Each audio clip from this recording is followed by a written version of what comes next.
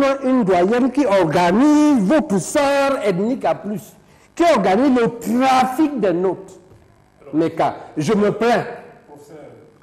Elle dit que je t'ai interrompu. Vous avez dit vous que c'est ethnique. Oui. Vous avez dit. Tu n'es pas du Sud. Ah non, vous trompez.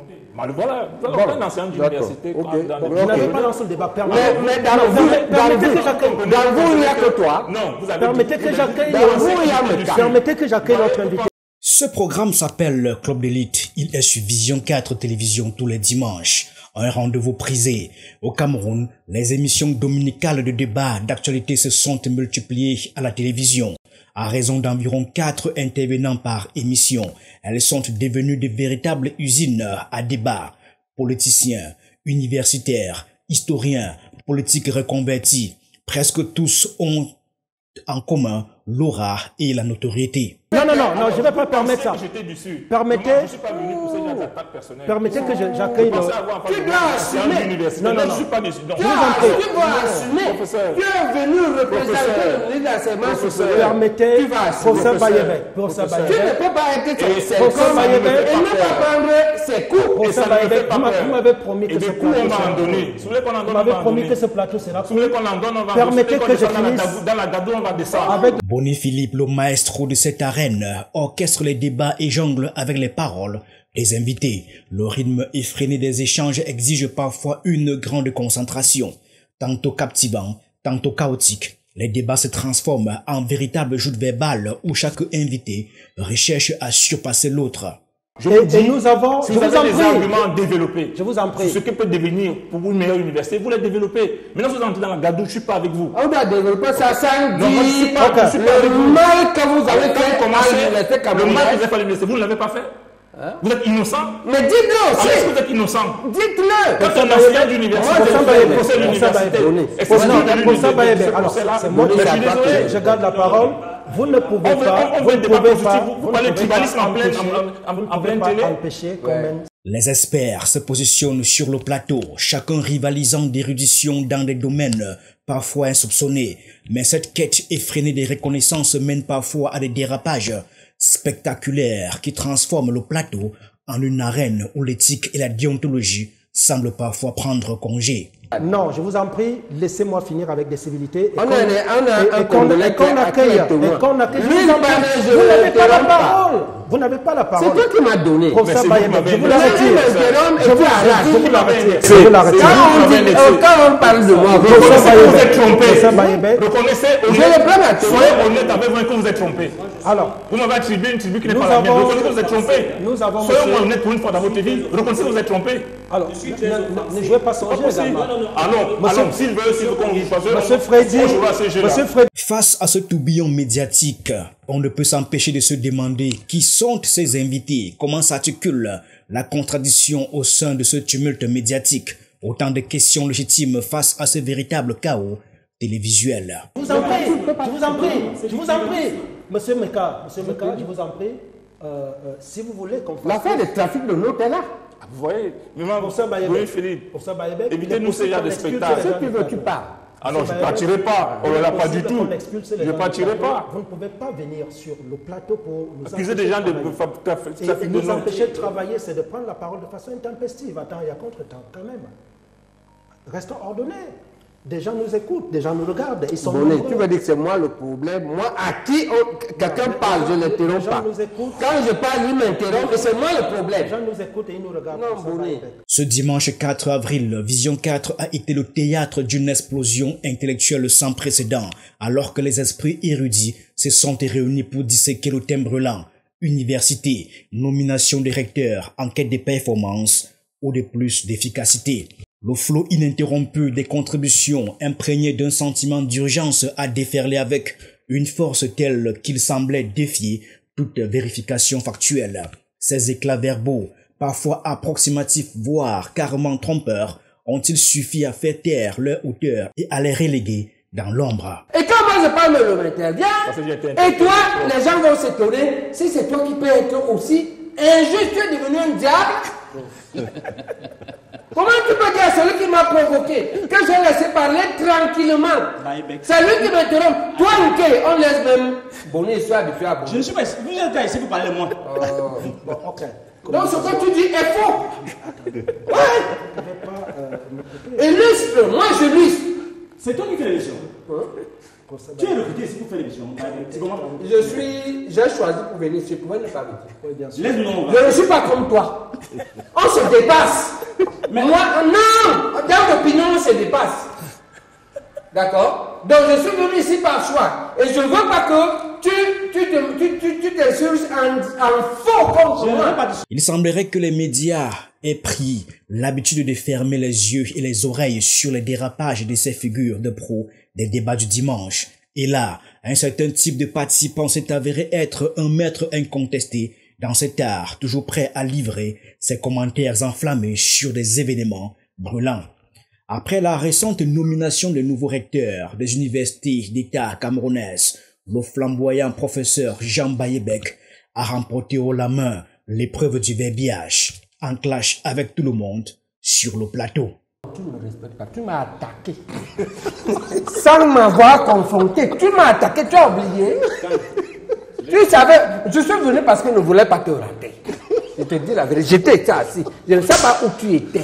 Professeur. Pour parler quand je parle. Professeur. On ne t'allait te brosser. Professeur, permettons. Tu as mis ce qu'il avait. Non, il ne faut pas mettre ça, professeur. Professeur Nyandoum, pardon. Allez-y. Permettons aux jeunes collègues de Professeur s'exprimer. Bayebek, soyons d'accord que chaque fois que vous êtes sur le plateau, vous et moi, hors de ce plateau, prenons des engagements. Je suis obligé de le dire aujourd'hui. Et celui de ce matin consistait en ce que le plateau reste calme et serein. Mais est-ce que j'ai fait quoi? Mais ce n'est pas à cause de vous qu'il va s'enflammer. Et puis là, des arguments. Non, mais qu'on garde quand même du respect pour les copanélistes. Mais il n'était pas le seul à s'illustrer. Le philosophe, le docteur Fridolin qui a également tiré profit de sa tribune pour faire résonner sa voix. Cependant, son discours souvent biaisé et belliqueux semblait reléguer toute analyse nuancée au second plan. Monsieur Meka, vous vous formez dans l'opportunisme, vous vous formez dans la recherche des postes, vous vous formez dans le rapetissement de votre personnalité. En voulant toujours, vous n'allez pas me perturber, en voulant toujours plaire au gouvernant. Notre rôle, c'est de faire bouger les lignes. Et vous venez ici, vous dites prélégomène, vous ne savez pas qu'on dit prélogomène. Et vous croyez qu'avec ça, on va vous voir, vous allez paraître savant. C'est les prolégomènes. Répétez. Prolégomène. C'est ce que j'ai dit. Voilà, ça c'est une autre affaire. Mais ça a quel rapport avec la question que je vous pose? Il y a un rapport immédiat. Ici, le débat sur l'efficacité de nos institutions académiques fait rage et chaque camp a désormais son champion. Les joutes verbales sont devenues le terrain de prédilection pour ces joutes intellectuelles dantesques. Voilà mon petit frère, qui estime que politiquement je ne suis pas très outillé. C'est lui qui a déclaré sur un plateau de télévision que Paul Biya fait mieux que Jésus. Je donne donc ce conseil à mon petit frère. Demain, quand tu vas aller à l'au-delà, ne demande pas la miséricorde de Dieu. Il faudra t'attendre derrière Paul Biya qui sera en difficulté. Petit frère, le débat, quand tu dis il faut faire très attention quand on est sur un plateau de télévision. Et surtout, non, et je continue. Pour chuter. Je dis qu'il n'est de meilleur interprète de sa pensée que l'auteur même. Le sujet du jour a accentué cette tendance. À chaque événement d'importance, les experts s'emparent un peu plus des plateaux télévisés, devenant des figures incontournables de l'arène médiatique.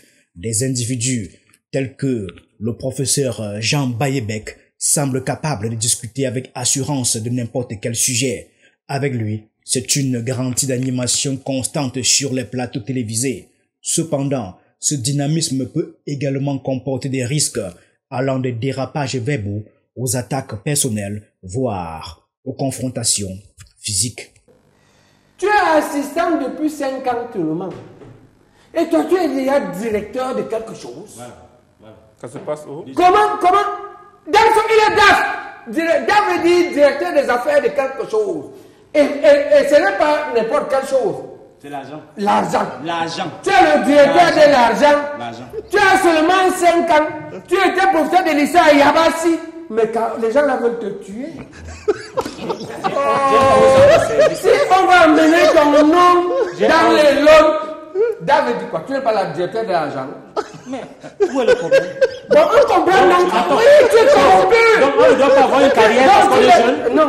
On ne doit pas avoir une carrière? D'accord.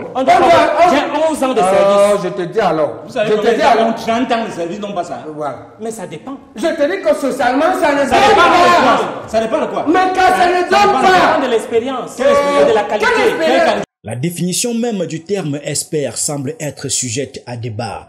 Un véritable érudit peut certes apporter des éclaircissements précieux sur des faits ou des concepts techniques pour une meilleure compréhension du sujet en question.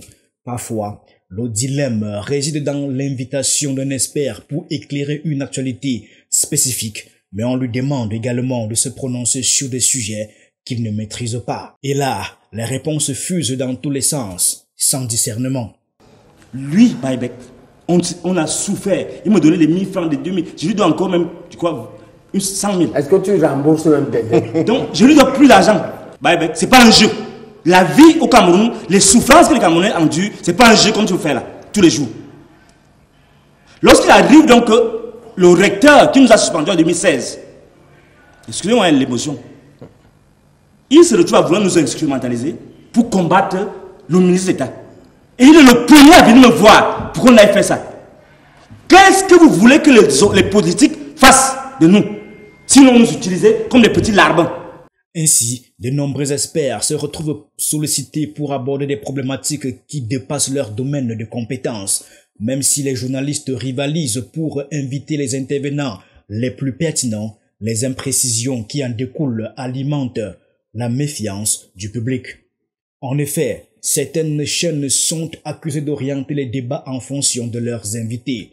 Au lieu de fournir des compléments d'informations objectifs, les experts tendent souvent à exprimer des opinions au lieu de se cantonner aux faits, transformant ainsi le débat en une discussion de comptoir. Parce qu'elle ne veut pas passer par ce femme. On connaît que femme et moi, ça ne va pas. À cause de vous. Encore que lui n'est même pas au courant de ce que ça ne va pas entre Ah, mais c'est lui qui soutient Zé et c'est lui qui signe Manu. C'est lui qui signe ma suspension. Votre suspension qui venait d'où, professeur? Qui venait de chez Zé? Non, qui venait d'où? C'est Zé qui a monté. Mais toi, je dis que c'est Zé. Professeur, vous savez d'où viennent vos problèmes. C'est faux. Arrêtez avec ça. Arrêtez avec ça. Non, c'est votre recteur qui vous envoie. Arrêtez avec ça. C'est Soso. C'est ça qui arrêtez avec ce jeu-là. Non, c'est ça qui a fait ce jeu.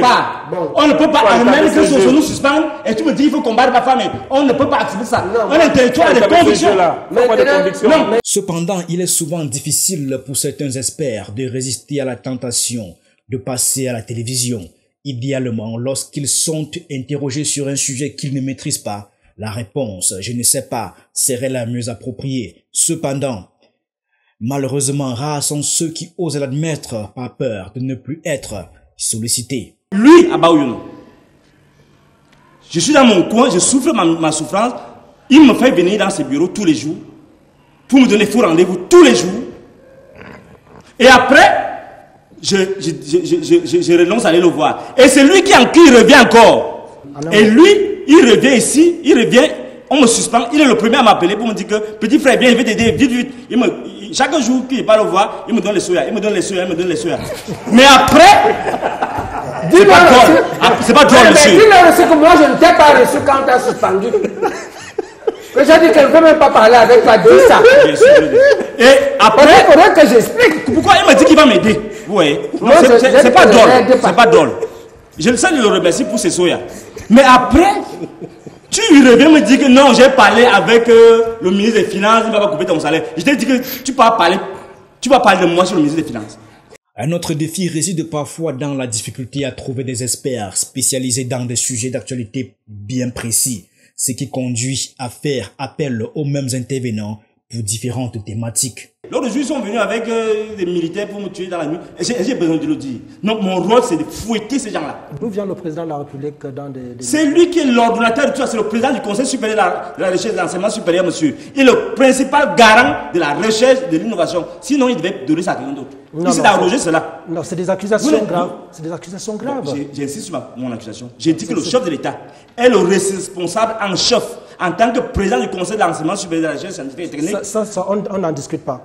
Ouais, ça, Voilà. On est d'accord. Donc, s'il n'a pas organisé, ne serait-ce qu'une seule fois par an, 42 ans, un congrès, une réunion de ce comité, c'est non seulement un attentat contre l'intelligence, c'est un crime contre notre évolution. Les journalistes qui orchestrent les débats conservent un pouvoir considérable sur le déroulement, la mise en scène et les questions posées aux invités. Cependant, c'est la parole de l'expert qui influence véritablement le cours du débat.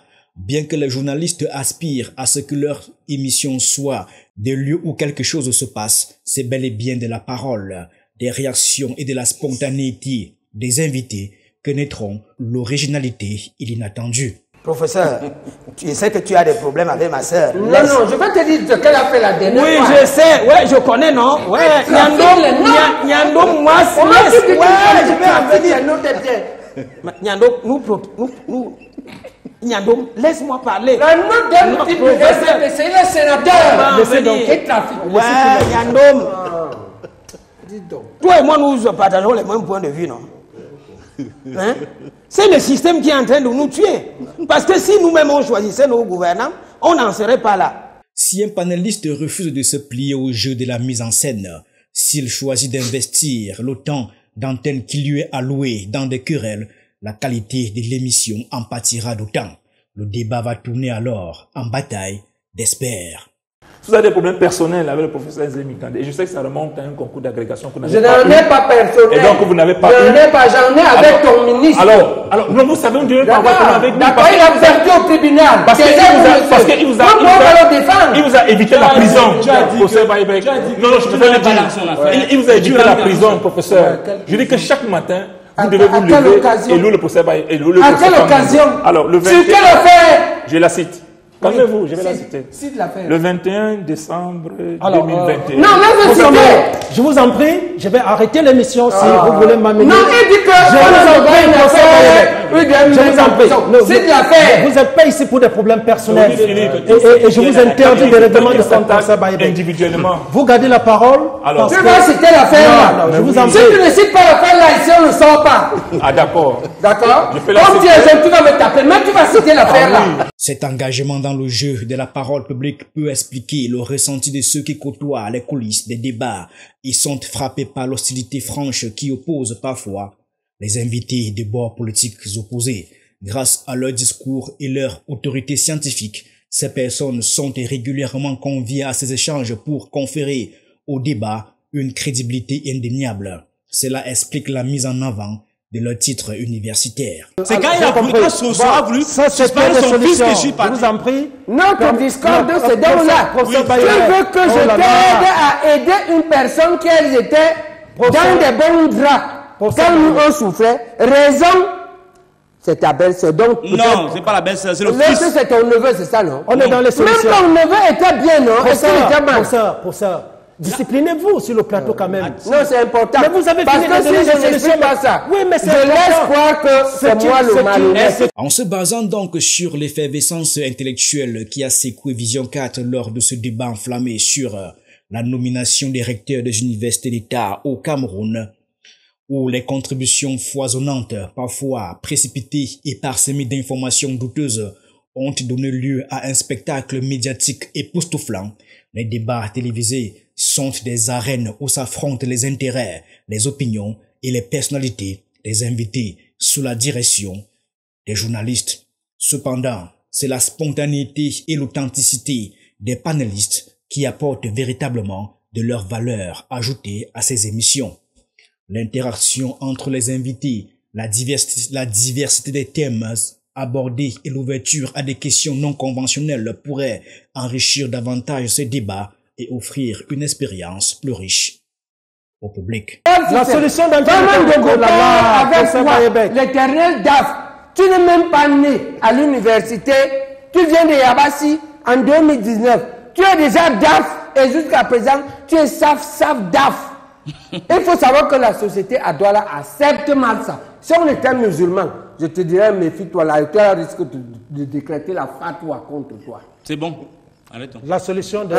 Toi-même aussi, ton histoire, là, on ne connaît pas tes élèves en histoire. Tu es dans la mangeoire. C'est vous qui travaillez. Vous êtes les artificiers du grand Manitou pour gâter. Et c'est que j'ai pitié. Ça, c'est ça des solutions. C'est vous qui pourrissez le rythme. Tu dis que tu n'es pas tribaliste. C'est même pas vous qui avez créé l'ennemi Betty et Canon.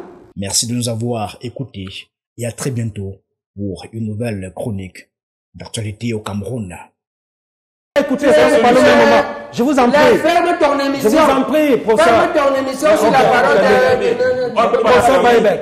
Je vous en prie. L'émission est gâtée, ferme. Je vous en prie, professeur. Je vous en prie. Donc je dis, quand Pour ça, tu feras attention à faire le casting.